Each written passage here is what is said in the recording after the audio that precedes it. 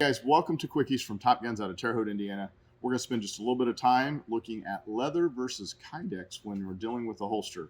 So a lot of times people say leather's better. Other times you'll hear people say Kydex is better. And the truth is, it really depends on your needs. There are some pros and cons both directions. If we're going to take a look at leather, one of the nice things about leather is obviously aesthetically it looks pretty nice. Also, it's a little more comfortable, or at least it can be argued that it can be a little more comfortable.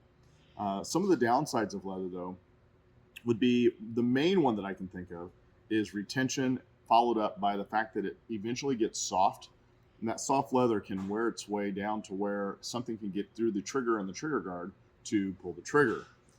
Versus Kydex, while it is a tad bit less comfortable in some instances, it does have a hard surface around the trigger and trigger guard, which allows a little more protection to prevent an accidental or negligent discharge.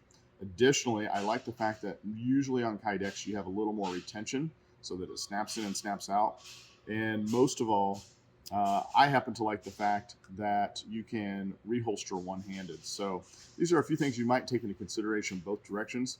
Let us know what you use and why, and maybe some arguments both directions. Thanks. Take care.